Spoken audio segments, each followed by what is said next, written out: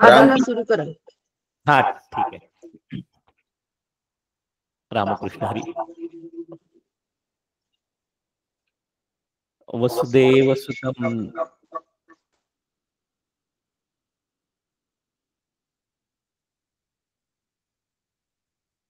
Audio बंद करावा लागेल. शिश्रुतीचा ऑडिओ चाललेला.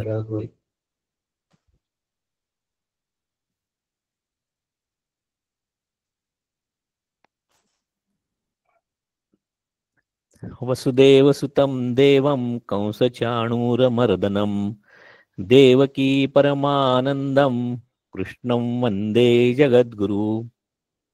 कृपा कटाक्षाच्या किरणे मोह समुद्राचे आटणे घडे जे त्या श्रीकृष्णे वंदू तया ते.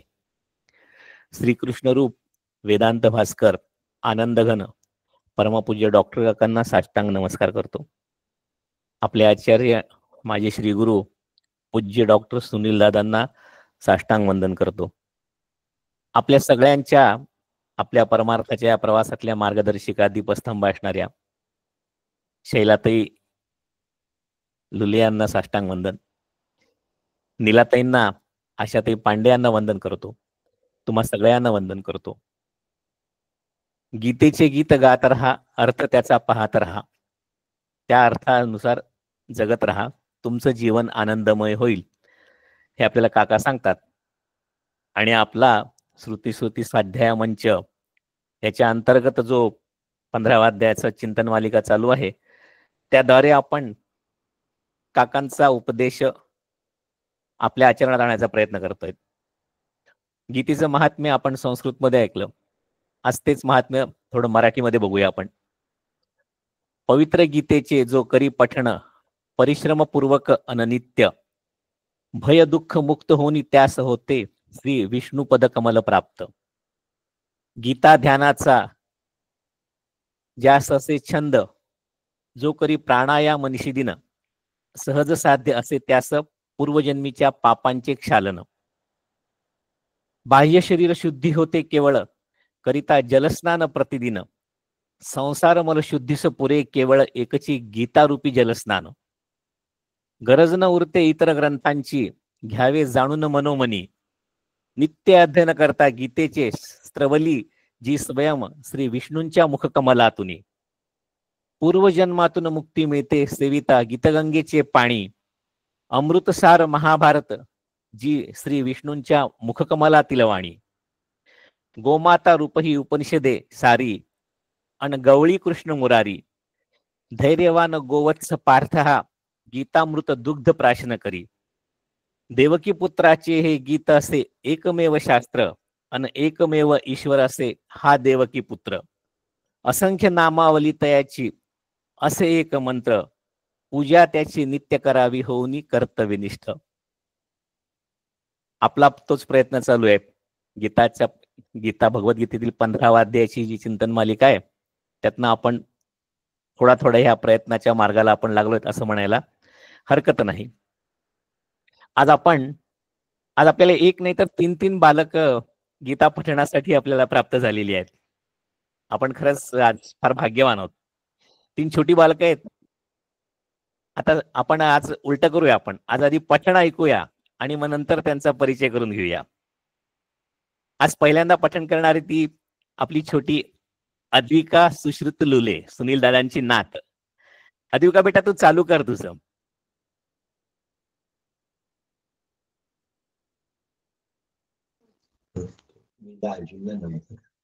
डॉक्टर मी नमस्कार करते. सुनील आबांना नमस्कार करते आणि नीराजीला नमस्कार करते.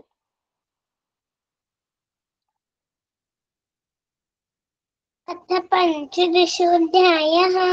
श्री भगवानुवाच ऊर्ध्वमूलमधः शाखम् अश्वत्थं प्राहुरव्ययम् छन्दांसि यस्य पर्णानि यस्तं वेदस वेदवेत् अधश्चोदं प्रकृतातस्य शाखा प्रवृद्धावश्य प्रवालाः. अधश्चमूलानि सन्ततानि कर्मानुबन्धीनि मनुष्यलोके न रूपमस्य तथोपलभ्यते नान्तो न चादि न संप्रतिष्ठा।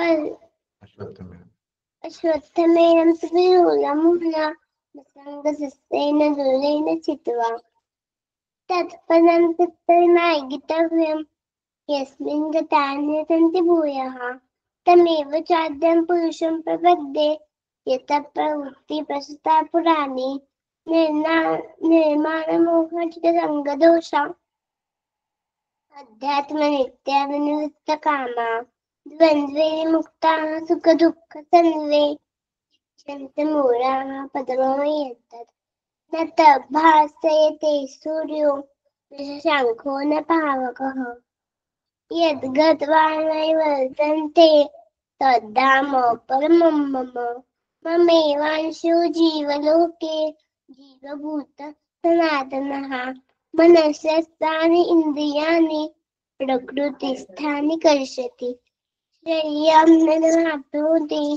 यच्चापि उक्रामतीश्वरः मृदैतानि संयाति वायुर्गन्धानि नाशयात् श्रोत्रचक्षुस्पर्शनं च रसनं घ्राणमेव च अधिष्ठाय मनश्चायं संगसस्तेन विषयानुपसेवते उत्क्रामन्तं चिदं वापि भुञ्जानं वा गुणान्वितं विमूढानुपश्यन्ति पश्यन्ति ज्ञानचक्षुषः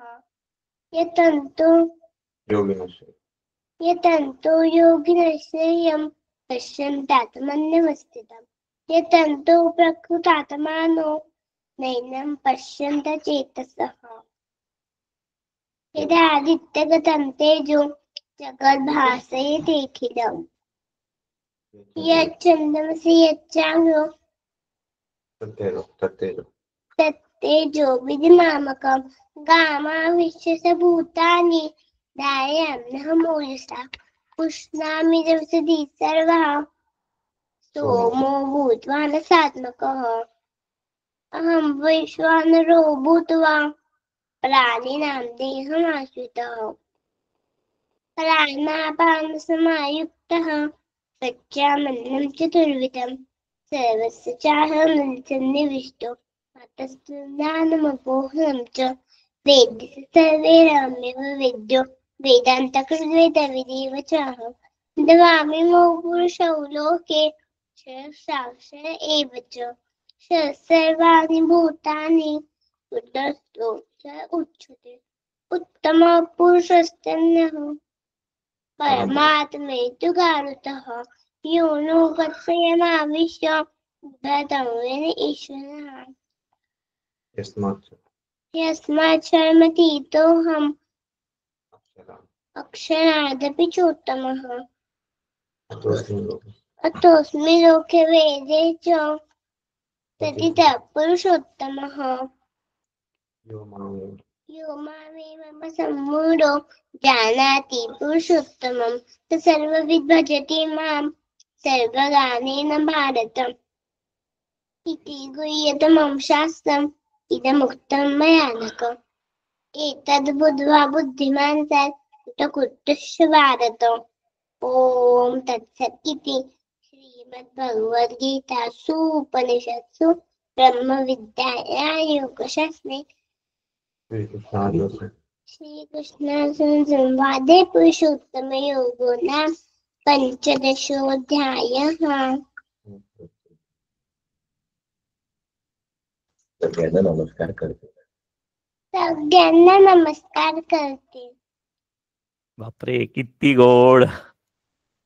खूप छान म्हटलं बेटा तू. आता आपला दुसरा जो पठण करणार आहे तो आहे विहान विकास सोमावार. विहान आपल्याच परिवारातले सौ सुनंदाताई आणि दीपक संगेवार यांचा नातू आहे. 7व्या इयत्तेमध्ये तो ज्ञानप्रबोधिनी इथं पिंपरीच्या जोडला तो शिकतोय. मी विहानला विनंती करतो की त्यांनी त्याचं पठण चालू करावं. सगळ्यांना नमस्कार. माझे नाव विहान विकास सोमावार आहे. मी तुम्हाला 15वा अध्याय म्हणून दाखवणार आहे. ओम श्री परमात्मने नमः। अथ पंचदशोऽध्यायः। श्री भगवानुवाच ऊर्ध्वमूलमदः शाखम् अश्वत्थं प्राहुरव्ययम् छन्दांसि यस्य पर्णानि यत्संवेद स वेदवितः। अथ श्रोध्रं प्रसुता तस्य शाखा गुणा प्रवृद्धा द्विषयप्रवालाः अधश्रमूलान्यनुसन्ततानि कर्मानुबन्धीनि मनुष्यलोके न रूपमस्येह ततोपलभ्यते नान्तो न चादिर्न च सम्प्रतिष्ठा अश्वत्थमेनं सुविरूढमूलम् असङ्गशस्त्रेण दृढेन चित्वा ततः पदं तत्परिमार्गितव्यम् अस्मिन् गता न निवर्तन्ति भूया तमेव चाद्यं पुरुषं प्रपद्ये यतः प्रवृत्तिः प्रसृता पुराणी निर्माणमोहाजितसङ्गदोषा अध्यात्मनित्या विनिवृत्तकामाः द्वन्द्वैर्विमुक्ता सुखदुःखसंज्ञे गच्छन्त्यमूढा पदमव्ययं तत् न तद्भासयते सूर्यो न शशाङ्को न पावकः यद्गत्वा न निवर्त्यन्ते तद्धाम परमं मम ममैवांशो जीवलोके जीवभूतः सनातनः मनःषष्ठानीन्द्रियाणि प्रकृतिस्थानि कर्षति शरीरं यदवाप्नोति यच्चापृत्कात्मतीश्वरः गृहीत्वैतानि संयाति वायुर्गन्धानि वाशयात् श्रोत्रं चक्षुस्पर्शनं च रसनं घ्राणमेव च अधिष्ठाय मनश्चायं विषयानुपसेवते उत्क्रामन्तं स्थितं वापि भुञ्जानान् गुणान्वितं विमूढानानुपश्यन्ति पश्यन्ति ज्ञानचक्षुषः यतन्तो योगिनश्चैवं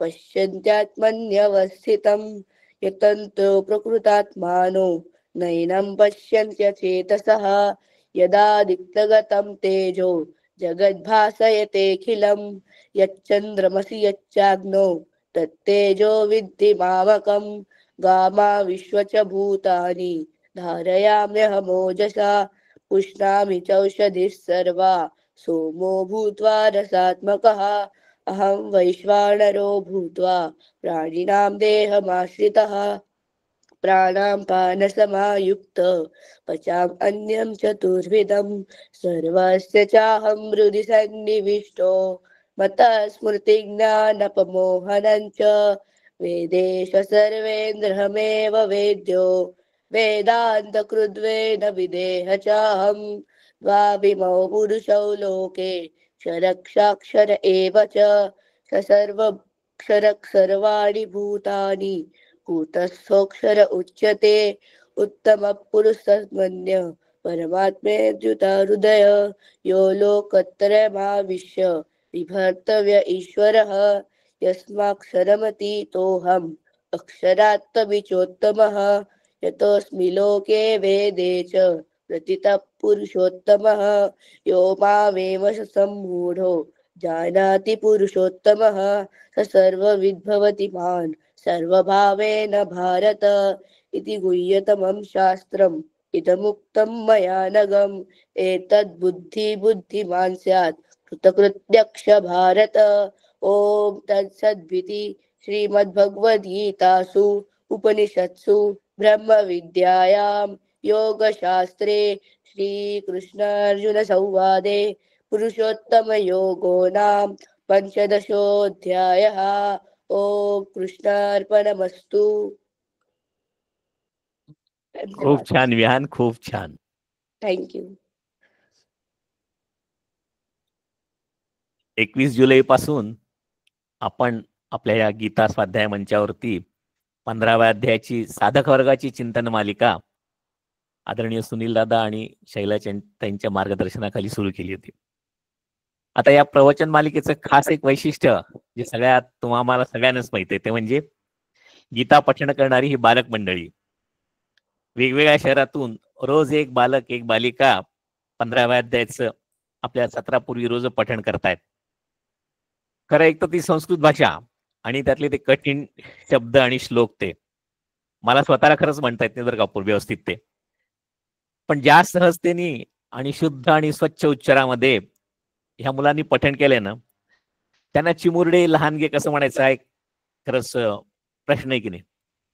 आता आज आपण असा अजून एक बालकाचं पठण आपण ऐकणार. सगळ्यात लहान बालक असा तो होल्ड युअर ब्रीथ म्हणतात ना इंग्लिश मध्ये, तसं. सुनील दादा, आई तयार आहेत ना? तयार आहे. हा मग त्यांना म्हणू देत ना. हा सगळ्यात छोटा बालक आहे आपल्या प्रवचन मालिकेतला. सुरू कर, काय? सुरू कर म्हणणं. सुरू कर. आधी काय म्हणायचं तर? काहीच नाही, सुरू कर. अथ पंचदशोऽध्यायः.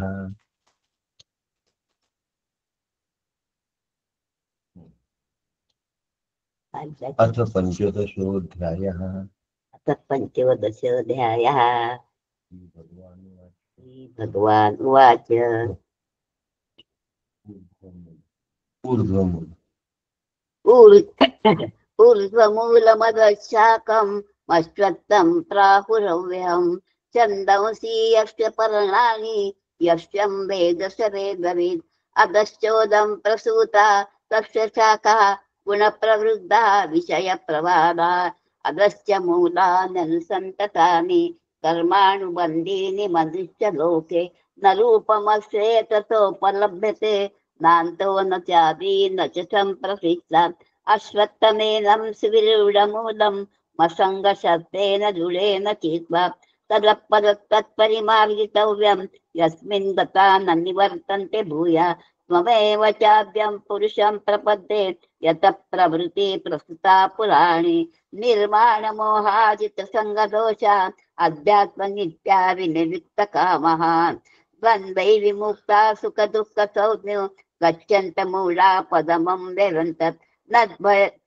तद्भासयते सूर्यो न शशाङ्को न पावका यद्गत्वा न निवर्तन्ते तद्मामं परमं मम ममैवांशो जीवलोके जीवभूता सनातना मनश्चेन्द्रियाणि प्रकृतिस्थानि कर्षति शरीरं यद्वाप्नोति यच्चाप्युकामितीश्वरात् गृहीत्वा निसंयाति वायुर्गन्धोऽसुरामिदम् श्रोत्रं चक्षुस्पर्शनं च रसं घ्राणमेव च अधिष्ठाय मनश्चाय विषयानुपासेवते उत्तापितं चिरं वापि भोजान्नं वा गुणामृतं विमूढा नानुपश्यन्ति पश्यन्ति ज्ञानचक्षुः यतन्तो योगिनश्चैव पश्यन्त्यात्मसुराव्यं यतन्तो कृतात्मनानं नैनं पश्यति चेतसां यदा वित्तं गतं तेजो जगद्भासयते स्थिरं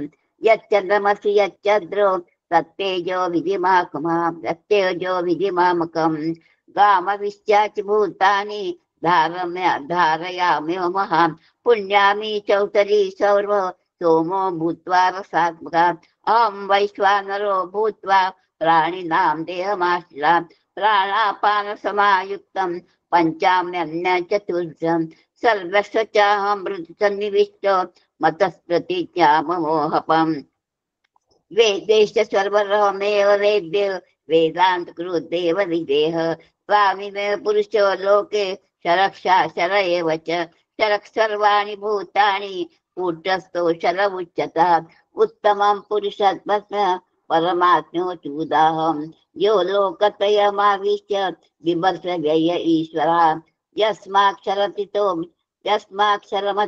शरादपि चोत्तमा अतोऽस्मि लोके वेदे च प्रार्थितो पुरुषोत्तमा यो मामे समूढे जानुनि पुरुषोत्तमं सर्वविद्वाति मा सर्वभावे भारत इति गुह्यतं शास्त्रमिदं तं मया नदम् एतद्वद्वा बुद्धिमान् सत्य भारत ओम तत् श्रीमद्भगवद्गीतासु उपनिषत्सु ब्रह्मविद्यायां योगशास्त्रे श्रीकृष्णार्जुन संवादे पुरुषोत्तम योग नाम पंचोदशोऽध्यायः। सद्गुरुनाथ महाराज की जय। शिरसाष्टांग नमस्कार करतो आईला. खरंच शब्द नाहीत बोलायला.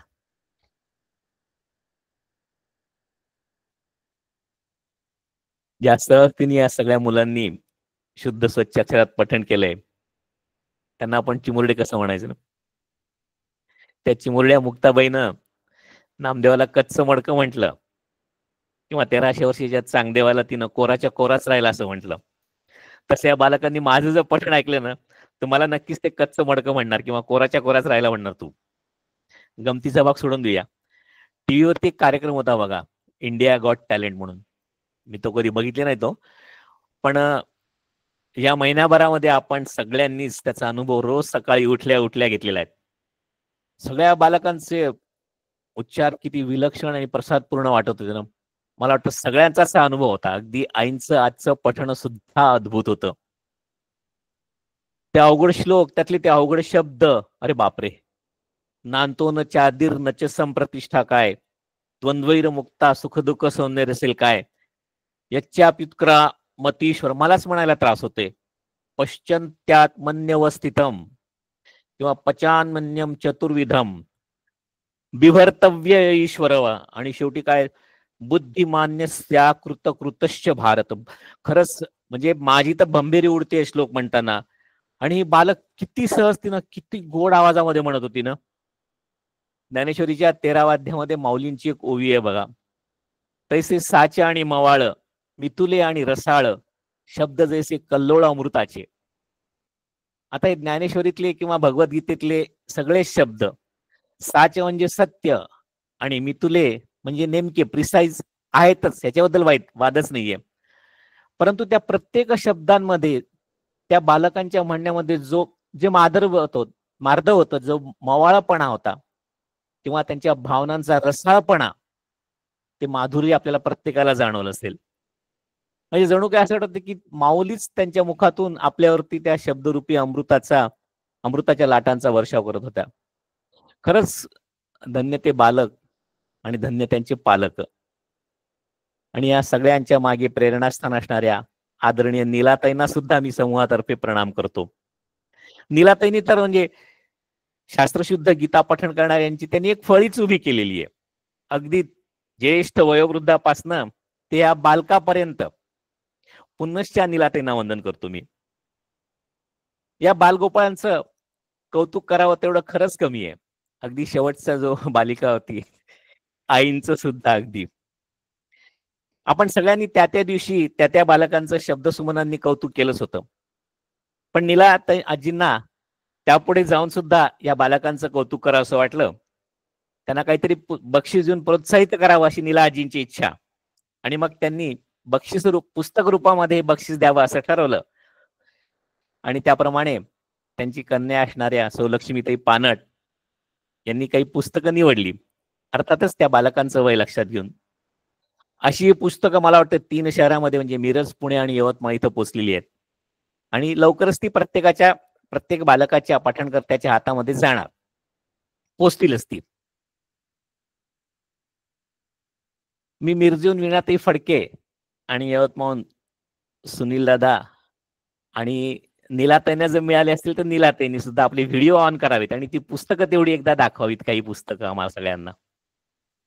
वीणाताई फडके, सुनील दादा आणि नीलाताईंना जर मिळालं असेल तर नीलाताईंनी पण त्यांचा व्हिडिओ ऑन करावा. हो, नमस्कार. हा, सगळ्यांना नमस्कार, सुप्रभात. नेहमीप्रमाणे खूप सुंदर सकाळची सुरुवात होते आपली गीतेनी. मी हे पुस्तक दाखवतेय, दिसतंय का? मिरजेतून 3 मुलींनी पठण केलेलं आहे. तर मी ह्याच्यावर नाव घातलेलं आहे ची मुग्धास, नीला आजी दातार पुणे यांच्याकडून सप्रेम भेट आणि आजची तारीख. मी त्यांना फोन करून सांगितलं फक्त की तुम्हाला अशी पुस्तकं मिळालेली आहेत, आता मी ती देईन त्यांना. म्हणजे मी तुम्हाला दाखवते, हे मुग्धाचं पुस्तक आहे. हे व्हिडिओ ओपन करा ना ताई.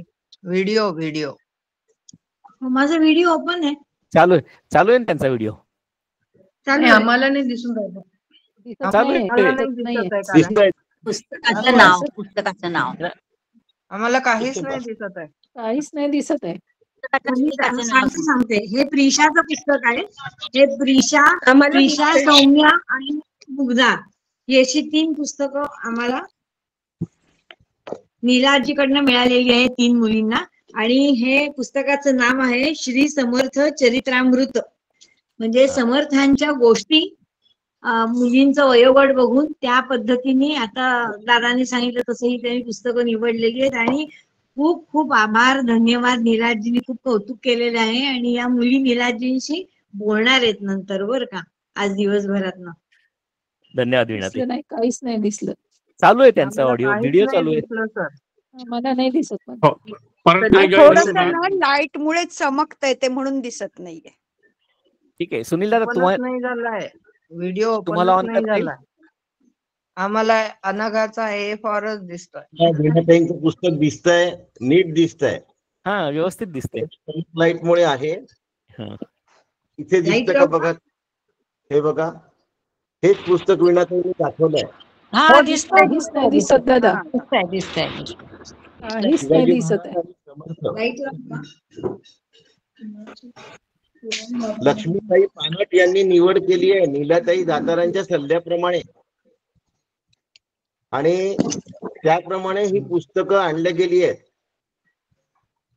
वय 4थ्या वर्गापर्यंतच्या मुलांकरता ही पुस्तकं लक्ष्मीताईंनी बोलवलेली आहेत. श्री समर्थ रामदास. तुमचा पण व्हिडिओ दादा सुनील दादा तुमचा पण व्हिडिओ करा ना उघडा. चालू आहे त्यांचाही व्हिडिओ चालू आहे. चालू आहे दिसतंय. चालू आहे ना ते थोडं दिसतंय. मला पुस्तक का उंच नाही करा दिसत म्हणजे आहे काय दिसतंय. माहिती. थोडं उंच करा. थोडं उंच करा. दिसतंय छान. त्यांच्या डिव्हाइस मध्ये काहीतरी हे नसेल. ज्या मला व्हिडिओ चालू करा म्हणतात आहे की नाही त्यांनी शेवटी रिटर्न टू ओरिजिनल पेज येतं त्या आकड्याचे तिथे त्याला टच करा म्हणजे ते मूळ पेजवर येईल तेव्हा त्याला चित्र दिसेल. त्या मधल्या याच्यात आहे कुठेतरी.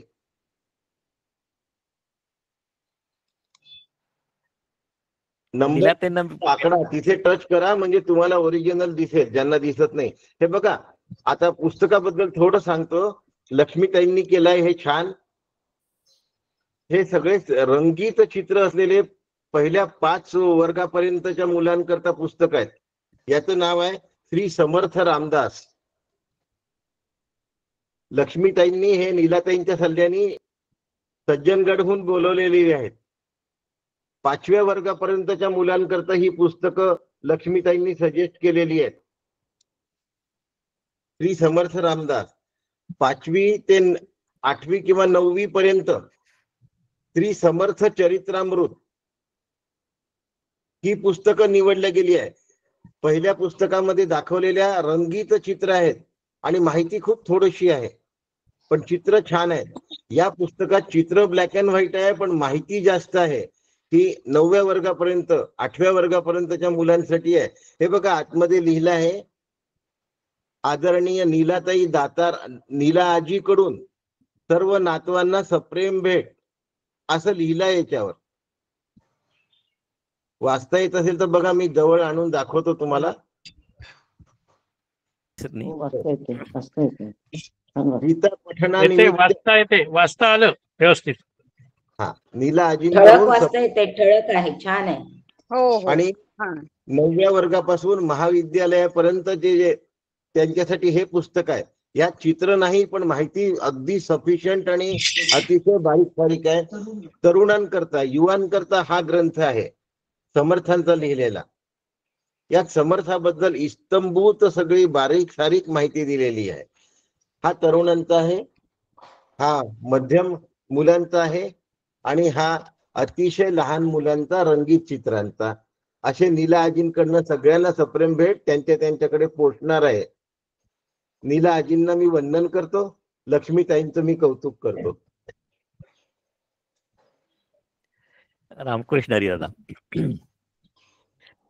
आता मुलांना बक्षीस तर मिळणारच आहे पण आता आमच्या अपेक्षा सुद्धा त्यांच्याकडनं वाढल्यात बरं का. आपल्याला पूज्य डॉक्टर काका नेहमी सांगत असतात की तुम्हाला एकदा परमार्थाची गोडी लागली की तुम्ही सोकावता. काकांचा शब्द आहे सोकावता म्हणून. तसं आता आम्ही पण सगळे सोकावलोय. आम्हाला तुमच्याकडून आता अजून काहीतरी ऐकायचंय. वसुली करून घ्यायची म्हणा तुमच्याकडनं मुलांकडनं. या आता घाबरू नका, वसुली म्हणजे काय, आम्ही त्या पुस्तकाची किंमत नाही मागणार, पण त्या पुस्तक वाचून प्रत्येकानं त्यातली एक एक गोष्ट यथावकाश या समूहावरती आम्हाला सांगायची आहे. आणि त्यांनी पुढच्या प्रवचनमालेसाठी 9व्या अध्यायाच्या पठणाची तयारी पण करायची आहे. आज आपण थोडा जास्त वेळ घेणार बरं का, आज मी काही थांबणार नाहीये, मला आज बोलायचंच आहे. आजचं पठण करणाऱ्या अद्विका आणि सुनील दादांची आई, आपण बाळकडू बाळकडू म्हणतो ना, तसं बाळकडू जिला नुकतंच जी प्यायला मिळते जिला, ती अद्विका अशी 5.5 वर्षाची, इयत्ता 1ली मधली. आणि ज्या 3 पिढ्यांना आध्यात्मिक बाळकडू पाजत आहेत त्या सुनील दादांच्या मातोश्री आई. एक आहे पणजी, जिनं अनेक आध्यात्मिक पणत्या चेतवल्या आहेत. आणि दुसरी त्या पणत्यांपैकी एक म्हणजे नात्यानं सुद्धा त्यांची पणती असलेली अद्विका. अद्भुत जुडी नाची खरंच. जे अद्विका वय वर्ष 5.5 आणि पणजी वय वर्ष फक्त फक्त फक्त 95 वर्ष. सुनील दादांच्या मातोश्री 4 पिढ्यांच्या आध्यात्मिक प्रवासाच्या साक्षीदार, मार्गदर्शक आणि प्रकाशक. मकरंद बुवा रामदासी त्यांच्या वेगवेगळ्या ठिकाणच्या प्रवचनामध्ये आईंचा अगदी आवर्जून उल्लेख करतात. आता आम्ही मुरगुडला जेव्हा त्यांचं कीर्तन झालं त्यावेळेस पण त्यांनी आम्हाला सांगितलं. कशासाठी उल्लेख करतात ते, तर श्रद्धा आणि निष्ठा कशी असावी ह्यासाठी ते आईंचा उल्लेख करत असतात. म्हणजे ज्या साध्वीनं आपल्या पतीच्या पाद्यपूजनाचं तीर्थ रोज घेतल्याशिवाय आयुष्यात कधीही पाण्याचा थेंब पण घेतला नाही, आजही आई रोज नर्मदा मैयाचं प्राशन केल्याशिवाय तोंडामध्ये पाण्याचा थेंब घेत नाहीत. स्वतःचे सगळे व्यवहार आई रोज स्वतः करत असतात. त्या माझं खूप भाग्य आहे की मला आईंशी बराचसा मला संवाद साधता आला आणि त्यांचा सहवास पण मला मिळालेला आहे.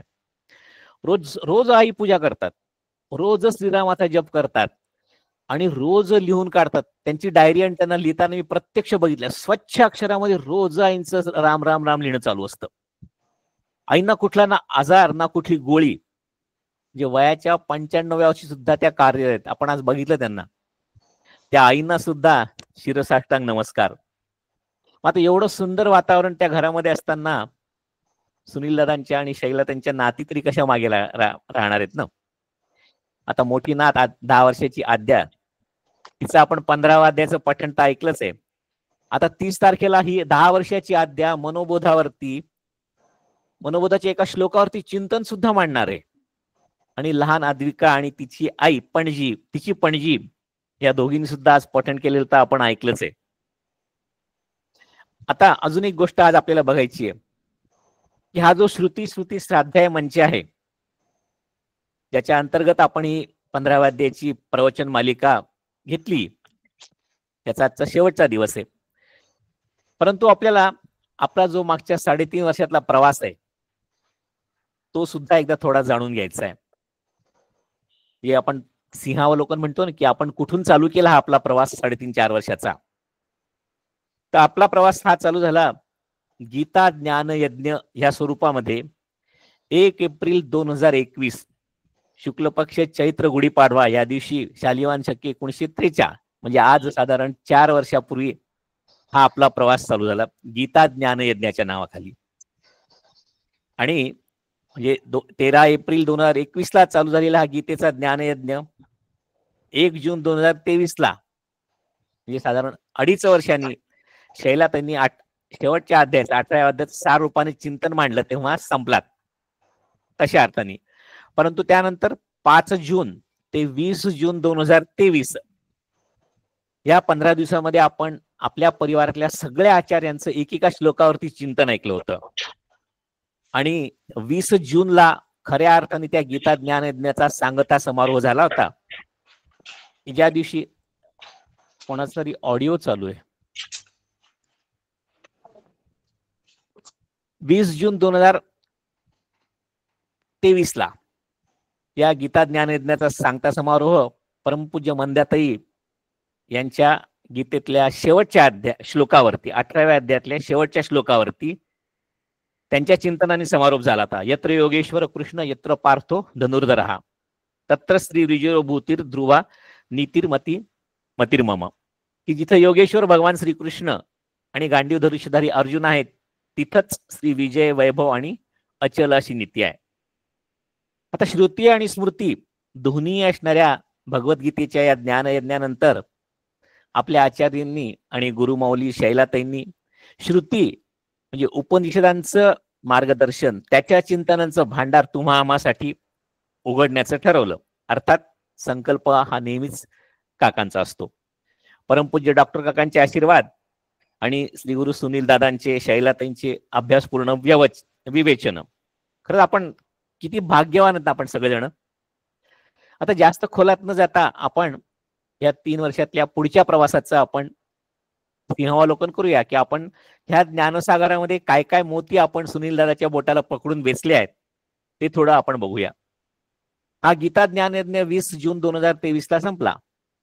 त्यानंतर 22 जून 2023 ते 10 जुलै 2023 ह्या 15 दिवसामध्ये सुनील दादांनी आपल्याला चित्तप्रसाद या ग्रंथावरील 13 प्रवचनांचं विवेचन केलं होतं. परमपूज्य काकांचा नेहमीचा आग्रह आहे की श्रुतींचा अभ्यास करताना भगवद्गीतेची कास आपल्याला कधीच सोडायची नाहीये, आणि म्हणून जुलै 2023 मध्ये भगवद्गीता स्वाध्याय मंच काकांची संकल्पना आणि शैलाताईंचं नियोजनातून तो स्थापन झाला. आठवड्यातून आपण 4 दिवस श्रुतींचं विवेचन ऐकायचो, चिंतन ऐकायचो अधिकारवाणीतनं, आणि 1 दिवस गीतेतल्या निवडक श्लोक अध्यायातल्या एका अध्यायावरती, एका निवडक श्लोकावरती माझ्या साधनेसाठी तो श्लोक कसा आचरणात आणायचा ह्या दृष्टीने शैलाताई आणि सुनील दादा आपल्याला मार्गदर्शन करायचे. आणि हा आपला उपक्रम तो आजतागायत चालू आहे. 10 जुलै 2023 अतिशय महत्वाचा दिवस. परमपूज्य काकांच्या जन्मदिनाच्या शुभ मुहूर्तावरती उपनिषद चिंतनाची गुढी उभारण्यात आली, आणि ती खुद्द पूज्य डॉक्टर काकांच्या आशीर्वचनानं. आणि 14 जुलै 2023 ला हा श्रुती स्मृती स्वाध्याय मंच प्रस्थापित झाला, आणि ज्या दिवसापासून उपनिषदांचं वाचन आपल्यासाठी अतिशय आदरणीय नीलाताई करत असतात. आणि मग ह्या मंचाचं शैलाताईंनी आणि दादांनी नाव, थीम पण आपण ज्याला म्हणतो ना, ते पण अतिशय समर्पक असं ठेवलं. सर्वेस्मिन्नपि पश्चात मानम ज्ञानदीप लावू जगी. आणि स्वाध्याय म्हणजे काय, तर स्वरूपाचा जाणीवपूर्वक अभ्यास आपण सगळ्यांनी करावा या दृष्टीने तो मंच स्थापन झाला. मग आता या मंचाअंतर्गत 11 जुलै 2023 ते 8 सप्टेंबर 2023 ह्या काळामध्ये सुनील दादा आणि शैलाताईंनी ईशावास्य उपनिषद आपल्याला समजून सांगितलं. त्यानंतर पुढे 9 ऑक्टोबर 2023 ते 8 फेब्रुवारी 2024 आपण केनोपनिषदावरती सुनील दादांचे आणि शैलाताईंचे विचार ऐकले. परत गीतेची कास सोडायची नाहीये, आणि आपल्या साधकांना पण सोडायची नाही. गुरुमाऊली आपल्याला कधीच मोकळं सोडणार नाहीयेत. मग त्या दृष्टीने 9 फेब्रुवारी 2024 ते 25 फेब्रुवारी 2024 या काळामध्ये गीतेच्या 2ऱ्या अध्यायावरती म्हणजे सांख्ययोगातल्या निवडक श्लोकावरती आपल्या साधकाच्या दृष्टिकोनातून शैलाताई आणि सुनील दादांनी चिंतन मांडलं. आणि त्यावेळेस त्यांनी थीम घेतलं होतं की शोकमुक्त जीवन कसं जगायचं. पुढे 18 मार्च 2024 ते 5 सप्टेंबर 2024 ह्या काळामध्ये आपण कठोपनिषदावरती दादांचे आणि शैलाताईंचे चिंतन ऐकले. मध्यंतरी 13 मे 2024 ला आपण मुरगुडला होतो. त्यावेळेस लक्ष्मीताई पानट यांनी श्रुती स्मृती स्वाध्याय मंच ही कम्युनिटी आपल्याला स्थापन करून दिली, आणि मग आपला त्या सगळे ग्रुप आपण त्या कम्युनिटीमध्ये आपण इन्व्हॉल्व झालो, त्याच्यामध्ये सामील झालो. पुढे परत साधकांना सद्गुरू सोडत नाहीत. 16 सप्टेंबर 2024 ते 2 ऑक्टोबर 2024 या काळामध्ये आपण साधकांनी सुनील दादांच्या मार्गदर्शनाखाली भजगोविंदम याच्यावरती एकेका श्लोकावरती आपण चिंतन व्यक्त केलं होतं. 3 ऑक्टोबर 2024 ते 30 ऑक्टोबर 2024 या काळामध्ये सुनील दादांनी प्रश्नोपनिषद याच्यावरती चिंतन केलं. पुढे 18 नोव्हेंबर 2024 ते 6 डिसेंबर 2024 आता परत साधकांना सुनीलदादा आणि शैलातांनी आणलं. साधक वर्गांसाठी मग गीता अध्याय 12 वरती चिंतन मालिका झाली होती आणि त्यावेळेस गीता पठण केलं होतं ज्येष्ठ साधक जे होते नीलाताईंच्या मुशीतून तयार झालेले, ज्यांनी शास्त्रोक्त पद्धतीने गीतेच्या 12व्या अध्यायाचं पठण केलं होतं. आणि मग शेवटी 9 डिसेंबर 2024 ते 3 जुलै 2025 ह्या काळामध्ये आपण सुनीलदादा आणि शैलाताईंच्या अधिकारवाणीतनं मुंडक उपनिषदाचा अभ्यास केला. म्हणजे आपण इथपर्यंत ईश, केन, कठ, प्रश्न आणि मुंडक या 5 उपनिषदांचं श्रवण केलेलं आहे. आणि 21 जुलै पासून आपण गीता अध्याय 15 वरती ही साधकांची चिंतन मालिका सुरू केलेली आहे. अर्थातच सुनीलदादांची आणि शैलातांची कल्पना.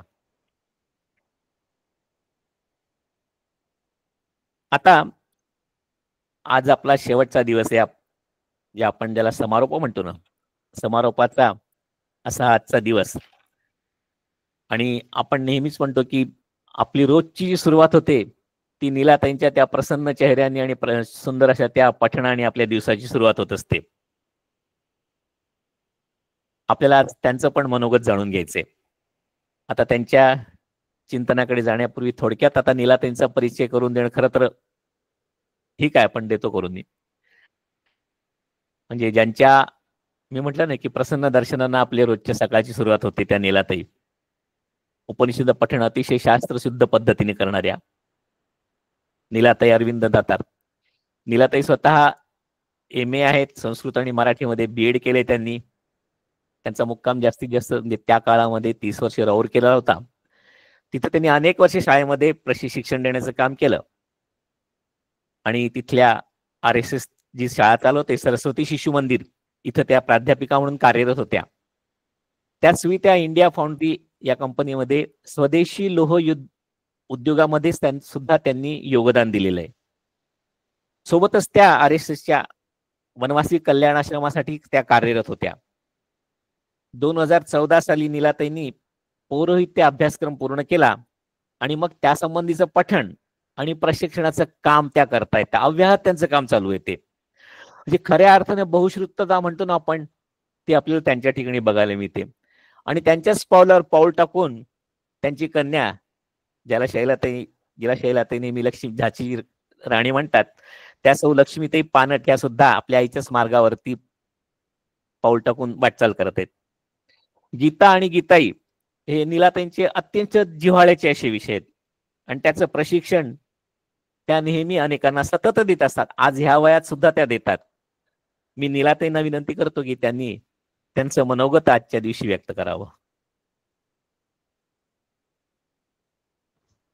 नीलाताईंना माझी पण एक विनंती आहे की त्यांनी व्हिडिओ सुरू करून माझा नमस्कार स्वीकारावा.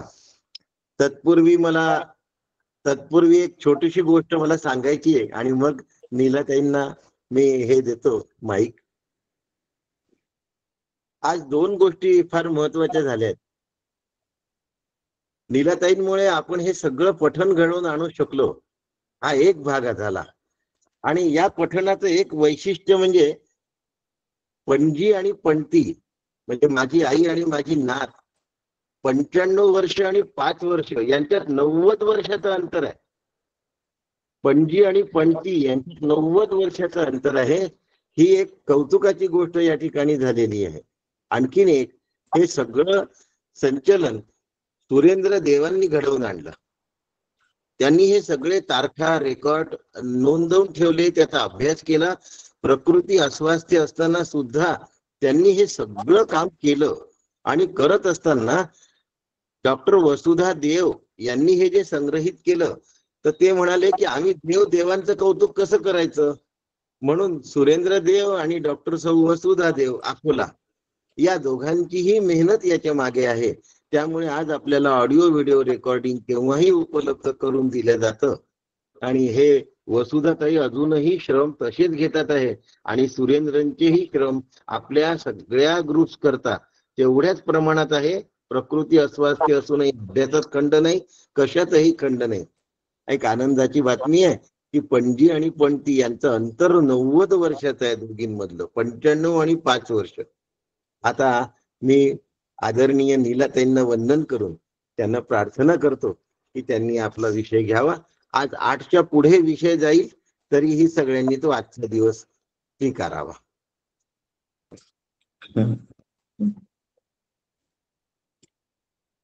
रामकृष्ण हरी. सर्वांना मनापासून नमस्कार करते. प्रत्येक जण एवढा आदरणीय आहे की त्यांना या माध्यमातून तरी नमस्कार करायला मिळतोय, हे खूप मोठं भाग्य आहे.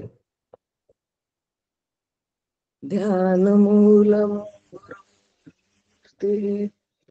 असे डॉक्टर श्रीकृष्ण देशमुख काका, पूजा मूलम गुरोर्पदम असे आमचे डॉक्टर सुनील लुले काका आणि त्यांच्या आई, या दोघांनाही वंदन करते. मंत्रमूलम गुरोर्वाक्यम अशा आपल्या सगळ्यांच्या आवडत्या शैलजा लुले काकू. गीतेतली मंत्रात्मकता शोधणं, श्लोकांमधून ते आपल्या समोर मांडणं हा त्यांचा छंद. केवढा अलौकिक छंद असावा, आश्चर्य वाटतंय पाहून. काही श्लोक त्यांनी घेतले आपले आणि पुढे यथावकाश त्या ते चालू ठेवतीलच. या त्रिमूर्तींना मी वंदन करते. या गुरुत्रय त्रिमूर्तींमुळे, त्यांच्या कृपेमुळे आज अक्षरशः कृतकृत्य झाल्याचा अर्थशः अनुभव आपण सगळेजण घेत आहोत. कृतकृत्यतेचा काकांनी सुंदर आपल्याला अर्थ सांगितलाय की जीव ब्रह्मैक्य ही भावना दृढ होणं ही जीवनातली कृतकृत्यता आहे. तर या गुरुमूर्तींच्या मुळे आपल्याला हा अनुभव घेता येतो आहे. श्रीमद भगवद्गीतेचा अध्याय 15वा पुरुषोत्तम योग, त्याच्या ज्ञानयज्ञामध्ये आपण मागचे 5 आठवडे सहभागी झालेलो आहोत. क्षेत्रज्ञ तोच क्षर अक्षर पुरुष आणि त्याच्या पलीकडचा उत्तम पुरुष तो मी, अशी उंच उडी आपल्याला मारता आली आहे. हे ज्यांच्यामुळे शक्य झालं त्या सगळ्यांना मी कृतज्ञतापूर्वक वंदन करण्यासाठी इथे उपस्थित आहे. आपल्या हातामध्ये असलेलं हे ऑनलाईन भ्रमण दूरभाष माध्यम, ज्याला आपण मोबाईल फोन म्हणतो, मला त्या भगवंताचं जणू काही एक रूपच वाटतंय, इन्कार्नेशन. कारण इतक्या लांब लांब बसलेले आपण, कुठे कुठे आहोत, दूर दूरवर सगळेजण एकत्र आलोय आणि हे शक्य झालंय. हे या यज्ञाचा प्रसाद सुद्धा आपल्याला असाच ऑनलाईन आज घ्यायला मिळालेला आहे, पाहायला मिळालेला आहे. आणि दररोज 15व्या अध्यायाचं पठण करणारे त्यांना पुस्तक रूपात हा जो प्रसाद मिळणार आहे त्याची उचितता सर्वात प्रथम म्हणजे या बालम मुकुंदम मनसा स्मरामी असं म्हणून त्यांना पहिला मान द्यावा असं मला वाटतंय. छोट्या छोट्या बाळ गोपाळांना रंगीत पुस्तकांची, रंगीत चित्रांची पुस्तकं, त्यातून त्यांना उद्बोधक जीवन चरित्र समजणार आहे. थोडेसे मोठे जे झाले आहेत त्या मोठ्या गोपाळांच्यासाठी चित्रासहितच हे सगळं समजेल. परंतु आता कथानकाला जास्त महत्व आहे आणि त्याचं आकर्षण त्यांना वाटणार आहे. आणि यांच्यापेक्षाही जे मोठे युवक आहेत त्यांची बुद्धी अधिक विकसित झाली आहे, त्यांना त्यांच्या वैचारिक स्तरावरती आनंद देणारं असं सुंदर पुस्तक मिळणार आहे. ही प्रसाद भेट सगळ्यांना आवडेल अशी नक्कीच खात्री वाटते मला. त्यांना सगळ्यांना खूप खूप शाबासकी द्यायची आहे. पहिल्या दिवशी 6 वर्षाच्या छोट्या अबीरने आणि आज त्याच्याही पेक्षा छोट्या अद्विकाने पठण केलं. पुढे प्रत्येक दिवशी अशीच अर्थपूर्ण नावांची भगवंतांची रूप रोज आपल्याला भेटत होती. पुढच्या दिवसाची उत्सुकता खूप वाढत होती. त्यामुळे त्यांच्या हातात भगवद्गीता आहे आणि अक्षर ब्रह्मयोगाची साधना त्यांच्या जीवनात सुरू आहे, ती अशीच चालू राहील असे आई बाबा आणि आजी आजोबा त्यांना मिळाले आहेत. या सर्वांना सुंदर सात्विक अर्थाची नावं देऊन आई बाबांनी स्वतःचा अक्षर ब्रह्मयोगाचा प्रवास सुरू ठेवला आहे. मुलांच्या मध्ये जी स्वप्न आई वडील बघत असतात त्या अनुरूप त्यांना नावं देत असतात. पण हे आई वडील सगळे नावं देऊन तिथेच थांबलेले नाहीयेत. ही स्वप्न साकार व्हावीत याच्यासाठी हे आई वडील आजी आजोबा कृतिशील आहेत. शाळांमध्ये अभ्यासक्रम खूप कठीण असतात. हल्ली शाळांमध्ये वेळ खूप द्यावा लागतो, कारण इतर उपक्रमांमध्येही मुलांना भाग घेऊ देणं हे त्यांच्या व्यक्तिमत्वासाठी उत्तम असतं. दिवसभर व्यस्त असतात, सगळेच आई वडीलही बांधलेले असतात, तरी सुद्धा प्रसन्न मनाने शाळेचे गणवेश घालून सर्व पठण करते आपले गुणी गोविंदा आपल्याला रोज पठणाची मेजवानी देत होते. हे गीता गंगेचं स्नान त्यांचं जीवन सदैव निर्मळ ठेवील आणि या सगळ्यांचं खूप खूप अभिनंदन आपल्याला अशासाठी करायचंय की त्यांनी आपल्या मित्रांनाही आपल्या बरोबर घ्यावं आणि पुढच्या अध्यायासाठी त्यामध्ये सहभागी करून घेतलं तर त्यांची मजा खेळातली सुद्धा आणखी खूप वाढणार आहे. आता महत्वाचं काम करणाऱ्या आपल्या तरुण संयोजिका सुरुवातीच्या सकाळच्या ज्या साधिका होत्या त्या वेळेपूर्वी हजर राहायच्या. पठणकर्त्यांना आणि चिंतन मांडणाऱ्या साधकांचा उत्तम परिचय रोज करून देत होत्या. कालच्या विषयाची कडी आजच्या विषयाशी जोडून त्या घेत होत्या.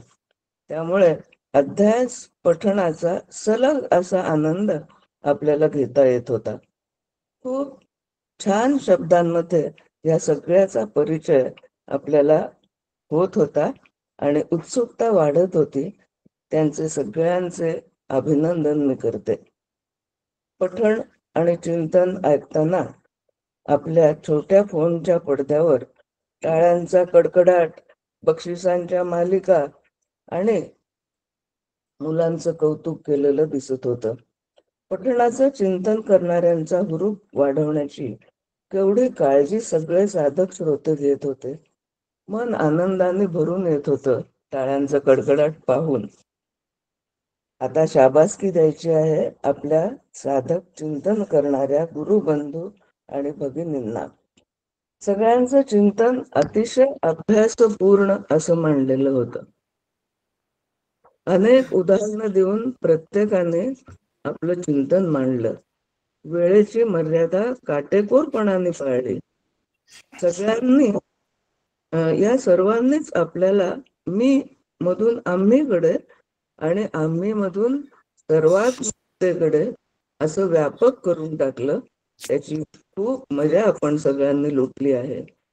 भक्तिभावनेने सादर केलेले अनेक अभंग आणि गीत यांच्यामुळे कोणाच्याही निरूपणात कुठेही वृक्षता आली नाही आणि तोचतोपणाही वाटला नाही.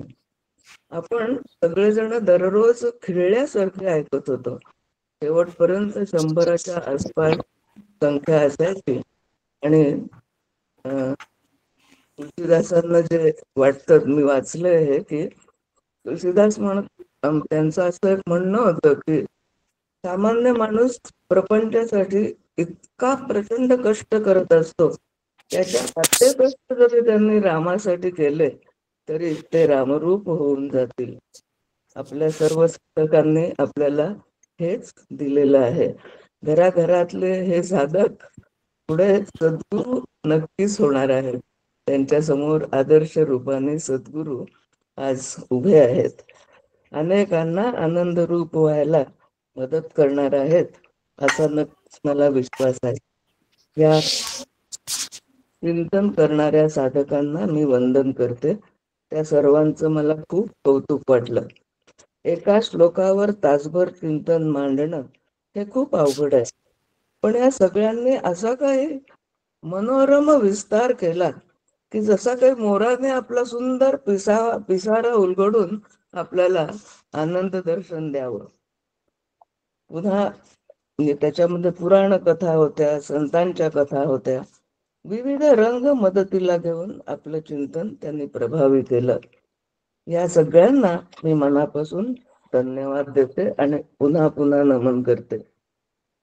गीतेतल्या यज्ञाची संकल्पना स्पष्ट करताना माऊली त्याला कर्तव्य कर्म म्हणतात. म्हणजे त्यामध्ये निष्कामता आणि शुभभाव, साम्यभाव हे अनुस्यूतच आहे. परिचय करून देणारे साधक, पठण करणारे बालमुकुंद, त्यांचे आई बाबा, आजी आजोबा, आपले अभ्यासू चिंतन मांडणारे साधक, सर्वांनी हा अलौकिक भाव मनापासून जपला. त्यामुळे 15व्या अध्यायाच्या यज्ञाचा आपल्या सगळ्यांना विशेष दैवी अनुभव जणू काही 5 आठवडे आला आहे. आजचा सांगतेचा दिवस आहे. सगळं वर्णन आणि अनुभव सांगत असताना मला सुद्धा आता खरं म्हणजे गायची इच्छा होतीये. गाऊ का असं वाटतंय, पण माझ्यासाठी गाणं अवघड आहे. त्याच्यापेक्षा तुम्हाला माऊलींचं थोडस गद्यामध्ये सांगते की माऊली म्हणतात, हा असा जो सगळा आज आपला एकत्र येण्याचा हा उत्सव आहे, हा म्हणजे बरवा संत समागमो प्रकटला आत्मा रामू. आणि त्याच्यातून हरी पाहिला सोनियाचा दिनू वर्षे अमृताचा घनू, सोनियाचा दिनू वर्षे अमृताचा घनू, आजी सोनियाचा दिनू. बाह्य अभ्यंतरी अवघा व्यापक मुरारी, हरी पाहिला आजी सोनियाचा दिनू वर्षे अमृताचा घनू, आजी सोनियाचा दिनू. तर असा सोन्याचा दिवस, आजचा सांगतेचा दिवस, यज्ञानंतरच्या अवभृत स्नानाचा, पवित्र स्नानाचा हा दिवस आहे. त्याची ही मंगल वेळ. पण आता हा अमृताचा घन कोण, आनंद वर्षाव कोण करणार? हा आनंद घन म्हणजे आपले वंदनीय पूजनीय डॉक्टर सुनील काका आणि शैला काकू लुले. मुरगुडचे सर्व ज्ञानेश्वर श्री डॉक्टर श्रीकृष्ण देशमुख ज्ञान महासागरातून यांच्याकडून आनंद, चैतन्य आणि उत्साह भरभरून हे 2 जण घेतात आणि आपल्या सगळ्या साधकांवर त्याचा वर्षानुवर्ष वर्षाव करतात. आता सुरेंद्र देवदादांनी केवढा मोठा आढावा घेतला, सगळ्या बारकाव्यानिशी त्यांनी आपल्या समोर हे मांडलं. या त्यांच्या आयोजनाच्या नवनवीन कौशल्याने सगळ्यांना आपल्याला सतत ताजतवानं सुनील काका आणि शैला काकू करत असतात. एक श्लोक आठवतो मला, अमंत्रम अक्षरम नास्ति मूलम अनौषधम अयोग्य पुरुषो नास्ति योजकस्तत्र दुर्लभः. अर्थ सांगते याचा, म्हणजे प्रत्येक अक्षर मंत्रात्मक असतं. भगवद्गीता अशीच आहे. प्रत्येक मूळ औषधी असते. झाडांची मुळं जी असतात ती, म्हणजे त्याच्यापासून औषध करणं सहज शक्य असतं. कुठलाही पुरुष किंवा स्त्री अयोग्य नसतातच, पण या सगळ्यांची योजना करणं अतिशय दुर्लभ असतं. ही योजकता या ज्ञान यज्ञामध्ये ओतप्रोत भरलेली आहे. भगवद्गीतेतला प्रत्येक श्लोक मंत्रात्मक आहे. प्रत्येक संकल्पना जीवनदायी आहे. उत्साह, आनंद आणि विश्वास देणारी आहे. भगवद्गीतेमध्ये स्वप्नरंजन किंवा अंधश्रद्धा नावाला सुद्धा कुठेही मिळत नाही. गीता तत्वाचा प्रत्येक अभ्यासक मोठ्याच योग्यतेचा असतो आणि हे सर्व एकत्रितपणाने आयोजित करणारे आपले काका आणि काकू, त्यांना पुन्हा पुन्हा किती वंदन करावं ते कमी पडतं आहे माझ्यासाठी. निर्मळ मनाचा अर्जुन भगवंतांना म्हणाला, तेच काका काकूंच्यासाठी मी म्हणते. वायुर्यमोऽग्निर्वरुणश्च शाङ्कः प्रजापतिस्त्वं प्रपितामहश्च नमो नमस्तेऽस्तु सहस्रकृत्वः पुनश्च भूयोऽपि नमो नमस्ते. काका काकूंचा हा ज्ञानयज्ञ अखंड प्रज्वलित झालेला असतो. त्यांची सर्व सत्र, त्यांचे प्रवास, हे सगळं पाहिलं की असं वाटतं हे दोघं जण थकत कसे नाहीयेत. या प्रश्नाचं उत्तर मला पुढच्या एक गोष्ट वाचली त्याच्यामध्ये मिळालं. छोटीशीच गोष्ट आहे, खूप वेळ घेत नाही, पण ती गोष्ट सांगते. कारण काका काकू दमत नाहीत हे कसं काय. एकदा देवर्षी नारद आपल्या पित्याकडे म्हणजे ब्रह्मदेवाकडे गेले. तिथे जाऊन त्यांना नमस्कार करून त्यांनी विचारलं, भगवन, आपण निरंतर सृष्टी कार्यामध्ये निमग्न असतात आणि तरी कधीच थकलेले दिसत नाही. आपण कधी कंटाळतही नाही आणि जगतातल्या कुठल्याच इतर गोष्टींचं आकर्षण आपल्या मनाला कधीही विलोभित करत नाही. याचं कारण काय? एक मिनिट हा.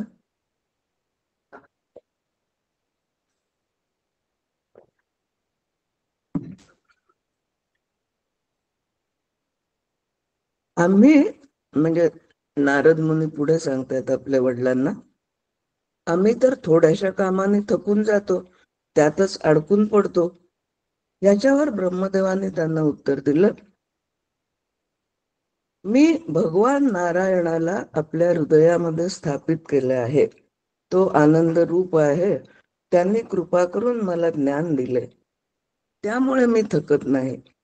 त्यानंतर ब्रह्मदेवांनी देवर्षी नारदांना ज्ञानाचा उपदेश दिला आणि सांगितलं, पुत्रा, तू सगळ्यांच्या हृदयामध्ये भगवत भक्ती जागृत करण्याचं कार्य कर.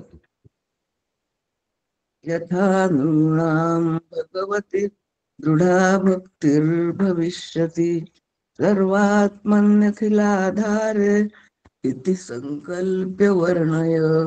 हे श्लोक पण मला मिळाले त्याच्याबरोबर. आणि त्यांच्या या उपदेशाप्रमाणे सर्वात्मा आणि सर्वाधार अशा भगवंतांच्या ठिकाणी लोकांच्या मनामध्ये भक्ती दृढ उत्पन्न करण्याचा संकल्प कर आणि त्याचं वर्णन तू कर. अगदी हीच गोष्ट तंतोतंत आपल्या काकूंची आहे. येशाम हृदिस्थो भगवान मंगलायतनम हरिः. आपणा सर्वांना रोज याचा परिचय होतो आहे. त्यांना आरोग्यपूर्ण दीर्घ आयुष्य मिळो आणि त्यांच्याकडून आपल्या सगळ्यांना ही पवित्रता आणि ज्ञानदानाची इच्छा निर्माण होऊ दे, अशी मी त्यांच्याजवळ प्रार्थना करते. जगन्नियंत्याजवळ प्रार्थना करते. आणि आता पुन्हा अनेकांचं अभिनंदन करणं इथे गरजेचं आहे खरं म्हणजे, कारण या यज्ञामध्ये सहभागी झालेला प्रत्येक जण इतका मनापासून भक्तिभावाने प्रत्येक गोष्ट करत होता. सगळ्यांना मी वंदन करते. मुरगुडचे डॉक्टर काका, आपल्या लुले काकांच्या आईंचंही आज पुन्हा आपल्याला दर्शन झालं, खूप आनंद झाला.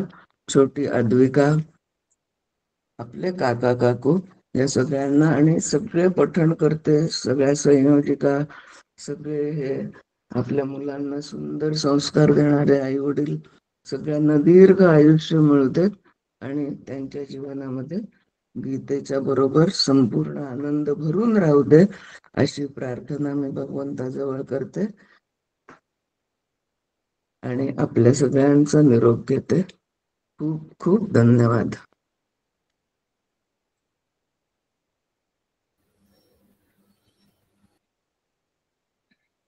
नीलाताईंना मी उठून नमस्कार करतो. अगदी अगदी नीलाताई, तुम्ही जर सांगितलं की न थकणारे अशी 3 व्यक्तीच माझ्या डोळ्यापुढे येतात बघा. एक आपले आदरणीय पंतप्रधान नरेंद्रजी मोदी आणि शैलाताई आणि सुनील दादा, कधीच न थकणारे अविरत आपल्या कार्याच्या मागे धावणारी 3 मंडळी माझ्या समोर आहेत.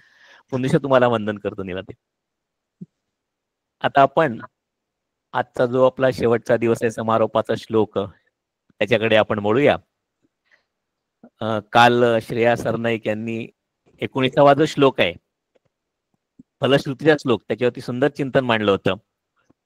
खरं म्हणजे मूढ पुरुष, म्हणजे जो मोहग्रस्त आहे, जो अविवेकी आहे, तो मूढ पुरुष. आणि असमूढ म्हणजे जो शोकरहित आहे, जो मोहरहित आहे, ज्याचं चित्त शुद्ध आणि शांत झालंय. आणि असा जो विवेकी आहे, तो असमूढच पुरुषोत्तमाला जाणू शकतो. आणि त्या पुरुषोत्तमाला जाणण्यासाठी मी तोच व्हायला पाहिजे. त्यासाठी काल श्रेया त्यांनी सुंदर पुराणाचं उदाहरण दिलं होतं आपल्याला, की पुरण जर वाढवायचं असेल तर त्यामध्ये पूर्णच टाकावं लागतं, दुसरं काही टाकून चालणार नाही ते. पुढे मग दैवी गुण असायला पाहिजेत.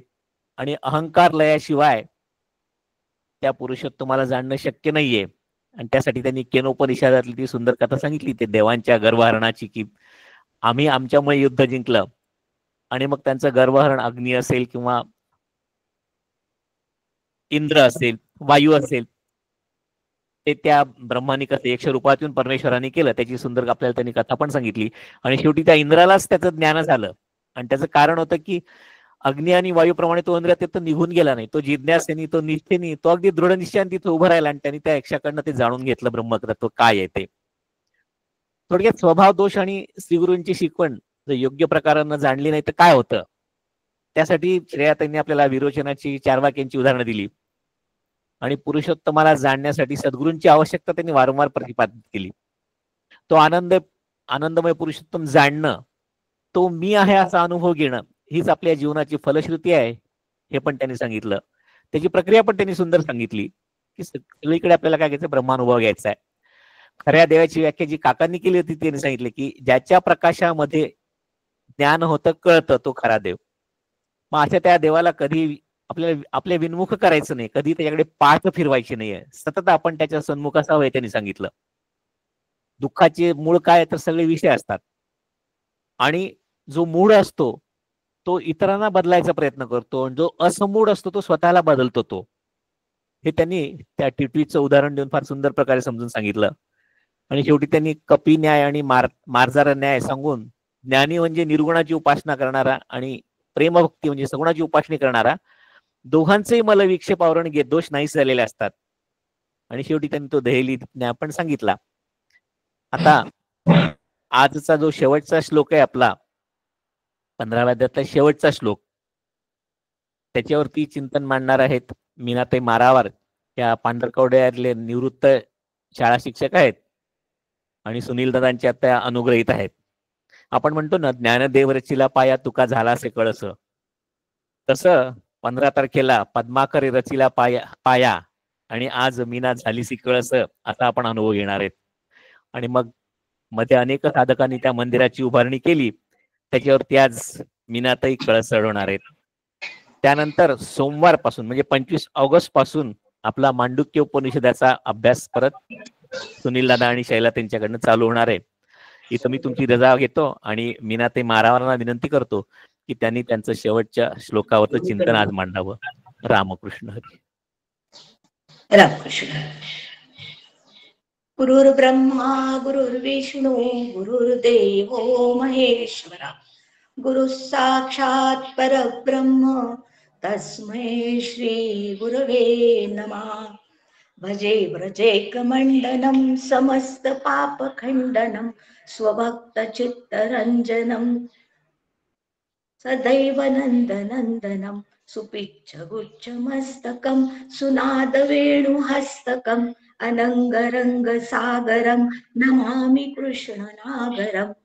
ॐ पूर्णमदं पूर्णमिदं पूर्णात् पूर्णमुदच्यते पूर्णस्य पूर्णमादाय पूर्णमेवावशिष्यते. परमपूज्य डॉक्टर काकांना साष्टांग नमस्कार. माझे सद्गुरू डॉक्टर सुनील काकांना साष्टांग दंडवत. आदरणीय शैला काकू व नीलाताई यांना सप्रेम नमस्कार. आजचे प्रास्ताविक करते आदरणीय सुरेंद्र दादा देव यांना नमस्कार. गीता पठण करत्या तीर्थस्वरूप आईस शिरसाष्टांग दंडवत. चिरंजीव अद्विका आणि विहान यांचं करावं तेवढं कौतुक थोडं आहे, यांनाही मी नमस्कार करते. तसेच ज्येष्ठ श्रेष्ठ श्रोते आपण जगदीश मूर्ती, माझे प्रेरणास्थान आपणा सर्वांना नमस्कार करते. दिनांक 21 जुलै 2015 पासून प्रारंभ झालेली अध्याय 15 पुरुषोत्तम योग यावरील चिंतन मालिकेची आज सांगता, पण माझ्या नीतिध्यासनाची सुरुवात आहे. तेव्हा 20व्या श्लोकात गुह्यतम शास्त्र जाणून घेतल्याने मनुष्य ज्ञानवान आणि कृतार्थ होतो. त्यासाठी मला काय काय समजून घ्यावे लागेल ते माझ्या अल्पबुद्धीतून सांगण्याचा माझा प्रयत्न राहील. 20वा श्लोक आपला असा आहे, इति गुह्यतमं शास्त्र विदमुक्तं मया नघ एतद् बुद्ध्वा बुद्धिमान स्यात् कृतकृतश्च भारत. याचा सरळ अर्थ असा होतो, हे निष्पाप अर्जुना, असे हे अतिरहस्यमय गुप्त शास्त्र मी तुला सांगितले आहे. याचे तत्वतः ज्ञान करून घेतल्याने मनुष्य ज्ञानवान आणि कृतार्थ होतो. गीता स्वतःच एक शास्त्र असताना या अध्यायातील बोधाला पुन्हा एकदा शास्त्र का म्हटले आहे, याचे कारण श्रीमद शंकराचार्यांनी दिले आहे. आचार्य म्हणतात, सर्वो हि गीता शास्त्रार्थ अस्मिन् अध्याये समासेन उक्तः सर्वश्च वेदार्थ इह परिसमाप्तः. गीता या शास्त्रातील सर्व अर्थ या अध्यायात थोडक्यात सांगून इतकेच नव्हे तर वेदांचा अर्थ इथे परिपूर्ण झाला आहे. कारण यस्तम वेदस वेदविद वेदैश्च सर्वरहिमेव वेदः वेदांत कृत्वे विदेह चाहम अशी वचने आलेली आहेत. संत श्रेष्ठ तुकोबारायांनी तर वेदांचा तो अर्थ आम्हासीच ठावा असे उद्गार काढले आहेत. शास्त्रार्थाचा विचार करता 15व्या अध्यायात गीतेचा प्रासाद पूर्ण झाला आहे असे ज्ञानेश्वर माऊलीने म्हटले आहे. म्हणून या अध्यायाला शास्त्र म्हणणे योग्य आहे. एवढेच नव्हे तर हा बोध गुह्यतम आहे असे सांगतात. गुह्य या शब्दाचे 2 अर्थ आपण पाहूया. गुह्य म्हणजे गंभीर, खोल आणि गुह्य म्हणजे लपवून ठेवण्यास योग्यतेचे, अत्यंत महत्वाचे, सहजासहजी कोणाही सामान्यापुढे प्रगट करू नये अशा योग्यतेचे. गुह्य शब्द गीतेमध्ये या अर्थाने अनेक वेळा आला आहे. 9व्या अध्यायातील बोधालाही गुह्यतम असे म्हटले आहे. तोही महत्वाचा विषय आहे. यासाठी माऊली मोठ्या गौरवाने म्हणतात, 9व्या अध्यायातील कृष्णाचे बोलणे कसे असावे असे विचारले तर ते 9व्या अध्यायासारखेच असावे. तेसे नवमी कृष्णाचे बोलणे ते नवमीचिया ऐसे मी म्हणे. गीतेच्या 700 श्लोकांचा अभिप्राय एका 9व्या अध्यायात आला आहे. तेव्हा माझ्यासाठी 15व्या अध्यायातील विषयही तितकाच महत्वाचा आहे. श्रीमद शंकराचार्य यांच्यामध्ये वेदांचा अर्थही येथे सांगता पावला आहे. म्हणून हा अध्याय गुह्यतम म्हणजे अगदी उचित ठरतो. जनामध्ये सुद्धा 15वा अध्याय मुखोद्गत म्हणण्याची पद्धती अधिक दृढ झाली आहे. ती पद्धत 20 बाल कलाकारांनी गीता पठण करून जतन केली आहे. यामागे 15वा अध्याय महत्वाचा अशी भूमिका असावी. पुनश्च एकदा सर्व बालगोपालांचे मी कौतुक करते, अभिनंदन करते. गुह्य, गुह्यतर आणि गुह्यतम का हा अध्याय, तर कर्मासंबंधी बोलणे हे गुह्य, उपासने संबंधी बोलणे हे गुह्यतर आणि ज्ञानाचा उपदेश करणे हे गुह्यतम होय. किंवा क्षर म्हणजे सृष्टीविषयी सांगणे हे गुह्य, अक्षर जो जीव त्याचे स्वरूप स्पष्ट करणे हे गुह्यतर आणि अक्षराहून उत्तम जो परमात्मा त्याचे ज्ञान करून देणे हे गुह्यतम होय. या अध्यायात दोन्ही दृष्टींनी गुह्य, गुह्यतर आणि गुह्यतम आलेले आहे. जसे अधर्ष्य मूलान्यनुसंततानी कर्माणि बंधूनी मनुष्य लोके. कर्म आणि कर्माचा परिणाम सांगितला आहे. तसेच तमेव चाद्यम पुरुषम प्रपद्ये येथे उपासना सांगितली आहे. उत्तम पुरुषस्तन्य परमात्मे युधावृतः यो लोकत्रयमाविश्य विभर्तवय ईश्वरः. या ज्ञानाचा विषय आला आहे. क्षराचा विचार ईश्वर व ब्रह्माचे स्वरूप वर्णिले आहे. यामुळेच या अध्यायाला शास्त्र म्हणणे योग्य ठरते. हे दिव्य उदात्त शास्त्र अर्जुनाला सांगितले आहे भगवंताने. येथे अर्जुनाला अनघ म्हणजे निष्पाप या विशेषणाने संबोधले आहे. यावरून ज्ञान मिळविण्याची ऐकण्याची पात्रता अर्जुनाने कमावली होती हे उघड होते. यापूर्वी अर्जुनाला भगवंतांनी सखा, मित्र, बंधू, शिष्य, भारत, सव्यसाची इत्यादी विशेषणांनी संबोधले होते. हे त्याच्या सर्व गुणांनी पारखूनच बरे का. याशिवाय मला अनावश्यक ते सोडून आवश्यक ते संपादन करता येईल. मनबुद्धी शुद्ध निर्मळ म्हणजेच निष्पाप असल्याशिवाय ज्ञानग्रहणाचा अधिकार मला प्राप्त होणार नाही. श्रोता या दृष्टीने अर्जुनाची योग्यता फार मोठी आहे. कारण तो नुसते ऐकून सोडून देणारा नाही. जे ऐकले आचरणात आणण्याच्या दृष्टीने साक्षेपाने प्रयत्न करणार आहे. म्हणून भगवंत त्यांच्याशी प्रेमाने अतिशय जिव्हाळ्याने आणि उत्साहाने बोलण्यात आनंद अनुभवतो. म्हणूनच अर्जुनाला अनघ म्हणजेच निष्पाप असे संबोधले आहे. हे झाले अर्जुनाचे. पण माझे कसे ते ऐका. क्वचित ज्ञानाचा विषय ऐकला वाचला तरी तो उपयोगी पडत नाही. त्याचा परिणाम शून्य ठरतो. इतकी कीर्तने प्रवचने ऐकतो तेथे कर्म भक्ती ज्ञानाची उदंड चर्चा होते. सांगणारा सांगतो, ऐकणारे बहुसंख्येने ते ऐकतात. गाथा, दादबोध, गजानन विजय ग्रंथ इत्यादींची पारायण होतात. कितीतरी ओव्या वचने इत्यादी पाठांतर असते. पण त्याचा पुरेसा परिणाम झाला आहे असे फारसे माझ्या बाबतीत दिसत नाही. कारण मनबुद्धीच्या निर्मलतेचा अभाव असतो. आज एक उद्या एक असे काहीतरी आपण करीत राहतो. माझी श्रद्धा आणि भक्ती अपुरी पडते. त्यासाठी एक छोटस उदाहरण आपण घेऊया. एक गृहस्थ नदीच्या किनाऱ्यातून पलीकडे जात असतो आणि अचानक पाण्याचा प्रवाह वाढतो.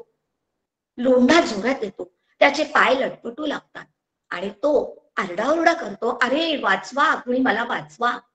पण आजूबाजूला कुणीही नसतं. कुणीही त्याला आवाज देत नाही. आणि त्या संकट काळी त्याला भगवंताची आठवण येते आणि तो म्हणतो, रामा मला वाचव. आणि कुण्या जन्माची पुण्याई तर खरंच भगवंत निघतात, राम निघतात. पण याला अधिक कसा विसवू लागतं. मरणाचे संकट जवळ आलं असं वाटू लागतो. कृष्णा मला वाचव असं म्हणतात आणि कृष्ण निघतात. पण इकडे काही क्षणाचा विलंब होतो आणि तो घाबरून त्याच्या मुखातून पुन्हा निघतं, अरे गोविंदा तुम्ही तरी मला वाचवा ना असं म्हणतात.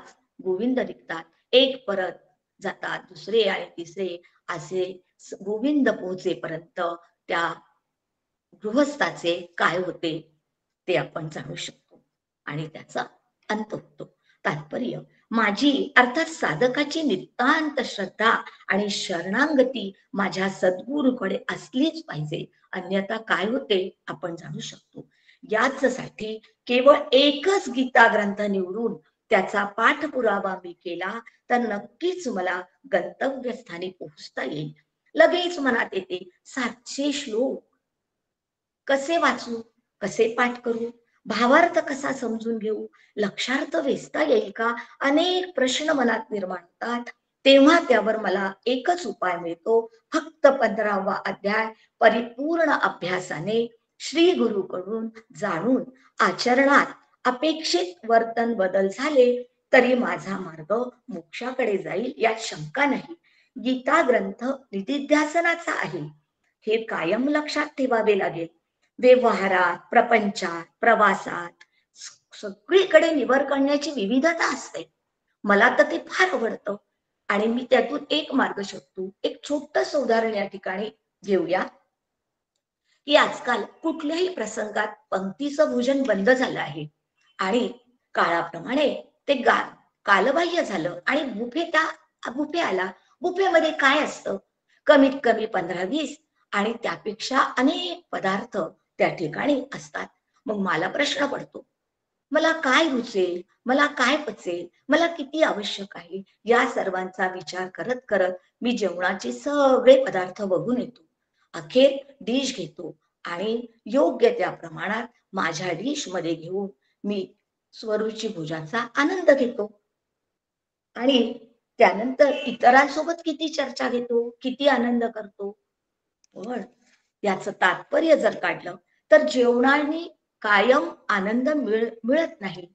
या विषयाची निवड मला जमली तर परमार्थ मार्गात आल्यावर सुखरूपता कायमची मिळते असे, त्यासाठी मला साध्यापर्यंत पोहोचण्याचे सर्व शास्त्र जाणून घेऊन शास्त्र व श्री गुरु मार्गदर्शनातून आनंद स्वरूप होण्यातच जीवनात कृतकृत्य होण्याची संधी प्राप्त करता आलीच पाहिजे.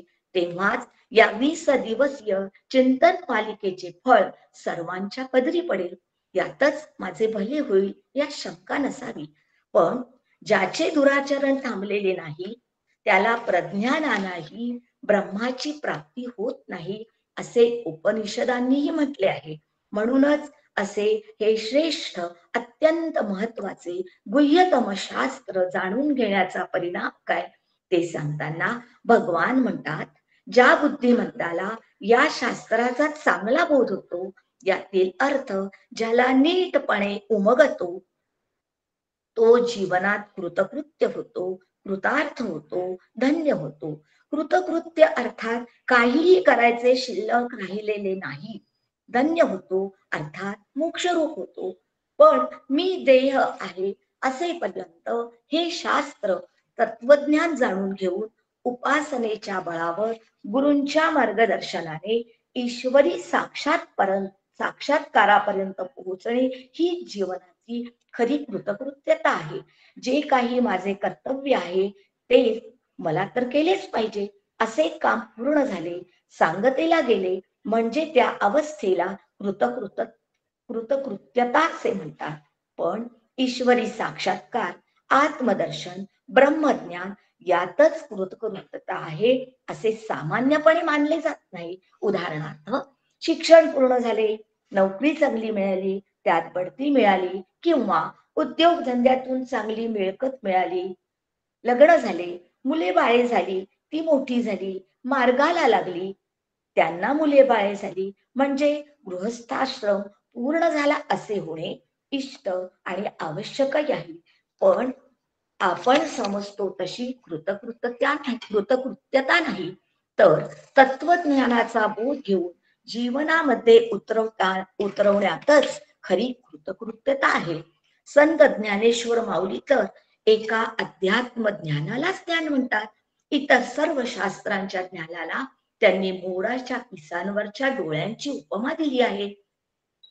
म्हणूनच मला हे लक्षात घेतले पाहिजे, इतर प्राणी जातापेक्षा मनुष्य हा वेगळ्या प्रकारची बुद्धी घेऊन जन्माला आला आहे. कार्यामागील कारणाचा शोध घेत घेत सर्वांचे मूळ कारण असलेल्या परमेश्वरापर्यंत जाऊन पोहोचण्याचे सामर्थ्य माणसाच्या बुद्धीत आहे. असे सामर्थ्य देऊनच ईश्वराने मनुष्य निर्माण केला आहे. तो उद्देश, तो हेतू लक्षात घेऊन प्राप्त करणे हेच माझे खरे कर्तव्य आहे. त्याच कृतकृत्यतेचा उल्लेख यात माझ्यासाठी केला आहे. यासाठी एका कुंभाराचं छोटस उदाहरण घेऊया. कुंभार ओल्या मातीने आडव्या चाकावर अतिशय सुंदर असे घट, मडके, सुगडी बनवत असतो. बनवताना एकच विचार असतो, प्रत्येक सुगडे सुंदर आणि सुबक घडणीचे बनवितो. ती भट्टीत भाजतो, पक्की करतो. पुढेला विक्रीला काढल्यावर काही सुगडी मृत शवासमोर तिरडीला बांधतात. तेव्हा तेथेच त्यांचा प्रवास संपतो. दुसरे घरात आणि इतरत्र मानवाची तृष्णा भागविण्यासाठी थंड जल देण्याच्या कार्यात सेवा देत राहतो.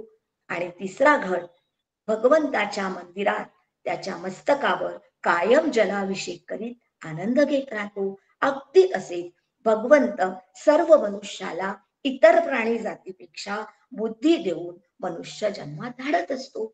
मग या जन्मात कृतकृत्य होण्याची माझी तयारी असायलाच हवी. पण मला माझ्या भाग्याने सद्गुरू मिळाले, तेव्हा गुरुसेवा मी केलीच पाहिजे. तर नेमकी गुरुसेवा म्हणजे काय हे बघावे लागेल. सद्गुरूंनी दिलेली साधना एकनिष्ठ होऊन सद्गुरूंचे मनोगत जाणून तशी विचारधारणा माझी पक्की करावी लागेल. पुरुषार्थाने ती मला कमवावी लागेल. त्यासाठी मला विवेक व वैराग्य सांभाळावे लागेल. ते सांभाळत असताना माझा अहंकार लय झालाच पाहिजे. देह तादात्म्य असल्याने माझा अहंकार मला घालवायला खूप कठीण जातं. देहाला, बुद्धीला, परिस्थितीला असलेला आपला अहंकार जागा होतो हे माझे मलाही कळत नाही. माझा अहम मला घालविता आलाच पाहिजे. यासाठी स्वामी विवेकानंदांचं उदाहरण आपल्याला उपयोगी आहे. स्वामीजी भारत भ्रमण करीत असताना एकदा खेत्री या गावी त्यांचा मुक्काम होता. त्याच दिवशी त्या रात्री अजित सिंगाच्या दरबारात एका गायिकेचे गाणे होते. त्यासाठी स्वामीजींना बोलवणे आले आणि स्वामीजी म्हणाले, आपण संन्यासी आहोत, मी येऊ शकत नाही. ही वार्ता त्या गायिकेला कळताच तिच्या मनाला खूप लागले. परंतु तिने त्या गायनात संत सुरदासांचे भजन अंतःकरणापासून आळवून अतिशय सुंदर गायले आणि रात्रीच्या त्या शांत प्रहरी तिच्या भजनाचे आर्त स्वर स्वामीजींच्या कानावर आले. त्याचा भावार्थ असा होता, प्रभू माझे अवगुण मनात ठेवू नका. आपल्याला समदर्शी म्हणतात, तरी आपण माझा उद्धार करा. लोखंडाचा एक तुकडा मंदिराच्या मूर्तीमध्ये असतो, तर दुसरा कसायाच्या हातात सुरीच्या रूपाने असतो. पण परिसाचा स्पर्श होतात त्या दोन्हीचे सुवर्ण होते. पाणी नदीच्या प्रवाहात वाहत असते, तर दुसरीकडे रस्त्याच्या कडेला गटारातून वाहत असते. पण ते दोन्ही पाण्याचे प्रवाह गंगेला जाऊन मिळाले की सारखेच पावन होते. तसेच प्रभू आपण समदर्शी आहात. स्वामीजीच्या मनावर या भजनाचा खोलवर परिणाम झाला. गाणे संपले. स्वामीजींनी जाऊन त्या गायिकेची क्षमा मागितली. हीच निरहंकारिता मला सद्गुरूंकडून समजून घेऊन अहंकाराचा लय करता आला पाहिजे. पण मीपणा कमी झाला की गुरुसेवेचे महत्व मी जाणले असे होईल. मी अजाणता मला जाणत्या सद्गुरूंकडून हे समजून घ्यायचे आहे. माझे सर्व कर्म मलाच करावे लागेल. कृतकृत्य माझे मलाच व्हावे लागेल ना. होय, कृत म्हणजे केलेले व कृत्य म्हणजे कार्य. जसे सुनील काका आपल्याला नेहमी उदाहरण देतात. आपल्या घरी घंटा गाडी घेऊन केर कचरा न्यायला तो मनुष्य येतो. ती व्यक्ती ठराविक वेळेला आली असते, पण मी मात्र घर झाडून स्वच्छ केलेले नाही. अशा वेळी आपण त्याला म्हटले, अरे बाबा ये ना आत, माझे घर स्वच्छ कर आणि केर घेऊन जा, तर तो येणार नाही. असे होणे शक्य नाही. माझे काम मला वेळेतच करावे लागेल. अगदी तसेच गुरूंनी दिलेला अभ्यास साधना माझी मलाच करावी लागेल. जीवाचे कर्तव्य जीवाने केले पाहिजे, तरच कृतार्थता मिळविता येते. पण मी ती सोय याच जन्मात करायची आहे बरं का. प्रपंच मला कळला नाही तरी करता येतो. कितीही अडचणी आल्या तरी मी त्यातून मार्ग काढतोच. माणसाला हे कळतं, पण प्राणी पक्षी यांचा विचार केला तर तेही सुंदर घरे घरटे आपल्या पिलांसाठी बांधतात, चारा आणतात, पाणी आणतात, त्यांचं पालन पोषण करतात. हा त्यांचा प्रपंच. संसार कळला नाही तरी त्यांना करता येतो ना. पण परमार्थ कळल्याशिवाय करता येणार नाही. हे मला चेतन सद्गुरूंकडूनच शिकून कृतकार्य साधता येईल. प्रत्यक्ष भगवंतांनी अर्जुनाला रणांगणात गीता सांगून सदुपदेश केला. अर्जुन कृतार्थ झाला. रणांगणावर दिलेला संदेश अर्थात गीता युद्ध प्रसंग पुढे आहे. माघार घेण्याचा विचार मनात आहे. स्वकीय आहेत, आप्त आहेत, इत्यादी विचार मनात असताना अर्जुनाने अखेर सरते शेवटी भगवंताच गुरु स्वीकारून शरणांगत होऊन भगवंत जेत सांगतील अगदी तसेच स्वीकारून धन्यता पावली. असेच मला सद्गुरूंकडून मिळालेले ज्ञानातून जीव ब्रह्म ऐक्य साधायचे आहे. जो जाणता होतो तोच परमार्थी ठरतो. श्री गुरूंकडून अध्यात्म ज्ञान प्राप्त करून कृतार्थ व्हायचे आहे. ग्रंथार्थी व भाविक साधक मला व्हायचे आहे. याचा उलगडा मला फक्त श्री गुरुच करून देतात. जसे वृक्षाच्या बुडाला पाणी घातले की त्याच्या शाखा व पल्लव टवटवीत होतात, अगदी तसेच साधकाने अर्थात मी अध्यात्म ज्ञान घेऊन टवटवीत का होऊ नये, यास कृतकार्य म्हणावे. गुरुसेवेची गरज शिष्याला आहे, गुरूंना नाही. ते मला जाणले पाहिजे. तेच जाणते असतात आणि मला जाणते करणार आहेत. स्वतः पुण्य करून ऊर्ध्वगतीला जाता येते. दुःख कवटाळून बसल्यास अधोगतीला जावे लागते आणि श्री गुरूंच्या कृपा दृष्टीने कायमचे मुक्त होता येते. हे स्वातंत्र्य मला आहे. यातून काय मिळवावे हे ज्याचे त्यालाच ठरवावे लागेल ना. सुखरूपता मिळविण्यासाठी दुःख प्रकार पण लक्षात घ्यावे लागतील. निवर्त दुःख आणि अनिवर्त दुःख. जे निवारता येतं ते जन्म मरणाचं दुःख गुरुकृपेने घालविता येतं आणि जे अनिवर्त असतं, जसे वाघाचे डोके दुखले तर काय इलाज आहे ते त्याला भोगूनच संपवावे लागेल ना. लगेच मनात विचार येतो, जमेल का मला हे. पण हो, गुरुकृपेने मला जमेल. आणि असा विचार येतो, मी तर प्रापंचिक आहे. माझा प्रपंच सुरुवातीला झोकात होता, हळूहळू तो दिमाग कमी झाला. संकटे वरच्यावर येतात, अडचणींवर मात करता करता पुढे वाट होते. संसार मनकल्पित आहे, आपण मनोगता शिकलो. मग तेव्हा समर्थ सांगतात, संसार मुळी नासका तो करिता नेटका. तरच मला तो चांगला वाटतो आणि करताही येतो. अन्यथा संसरती इति संसार हा, पुढे जाऊन जो संपतो ना तो संसार होईल. तर माझा संसार कसा असेल, तर माझे संसारवर खूप प्रेम असते, पण त्याकडे मला त्रयस्थ नजरेने बघता आले पाहिजे.